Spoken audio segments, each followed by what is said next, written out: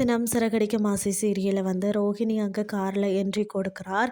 அவர் மீனா மற்றது ஸ்ருதியை சந்தித்து பேசுகிறார். அங்கு சென்று மீனாவிடம் இப்போ நாம 3 பேரும் அந்த வீட்டில் இல்லை என்று சொல்ல, இப்போ உனக்கு சந்தோஷமா என மீனா கேட்கிறார். கணவரை பிரிந்திருப்பதன் வழி என்பது இப்போ உங்களுக்கு புரிஞ்சிருக்கும் என நினைக்கிறேன். நாங்கள் 2 பேரும் ஈஸியாக மீண்டும் அந்த வீட்டுக்குள்ளே சென்றிருக்கிறோம். ஆனால் நீ அந்த வீட்டுக்குள்ளே செல்வது நடக்கவே நடக்காது என சொல்கிறார் ஸ்ருதி. அதுக்கு ரோஹிணி, நீங்கள் 2 பேரும் எனக்கு சப்போர்ட் பண்ணுவீங்கன்னா உங்களுக்கு நல்லது. இல்லை என்றால் என மிரட்டும் தொனியில பேசிவிட்டு அங்கிருந்து கிளம்பி செல்லுகிறார் ரோஹிணி. மறுபுறம் வீட்டில் மருமகள்கள் யாரும் இல்லாததால் முத்து ரவி தான் எல்லா வேலையும் செய்கிறார்கள். ரவி சமையல் வேலையை கவனிச்சு கொள்ள முத்து வீட்டிற்கு மாப் போடுகிறார். அப்போது அங்கு வரக்கூடிய மனோஜ் எந்த வேலையும் செய்யாமல் சோபாவில் அமர்ந்திருக்கிறார். அவரிடம் எழுந்து போய் பாத்திரம் கழுவிடா என முத்து சொல்ல, அதெல்லாம் எனக்கு தெரியாதுன்னு சொல்கிறார் மனோஜ்.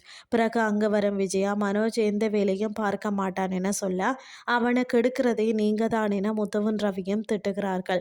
இதையடுத்து வீட்டுக்கு வேலை ஆள் எடுக்க முடிவு செய்கிறார்கள். அதற்கு பிறகு இதையடுத்து ரூமுக்குள்ள செல்லும் அண்ணாமலை விஜயாவிடம் தனியாக பேசுகிறார். அப்போது மீனா இந்த வீட்டோட முதுகெலும்பு என கூறும் அண்ணாமலை, இனி எந்த ஜென்மத்திலும் மீனா மாதிரி ஒரு நல்ல மருமகள் உனக்கு கிடைக்க மாட்டாள் என்று சொல்கிறார். மீனாவை மீண்டும் இந்த வீட்டுக்கு கூப்பிடலாம் அப்படின்னு சொல்லி அண்ணாமலை சொல்ல, அதை மட்டும் சொல்லாதீங்க என தடுக்கும் விஜயா.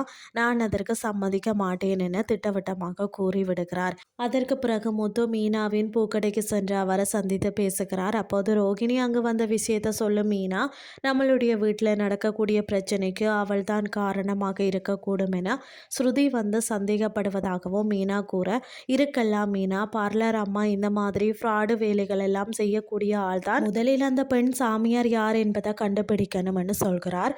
இதனால் முத்து விசாரணையில் இறங்க வேண்டும் என முடிவு செய்கிறார். இதை அடுத்து என்ன நடக்க போகிறதுன்னு சொல்லி பொறுத்திருந்து பார்க்கலாம்.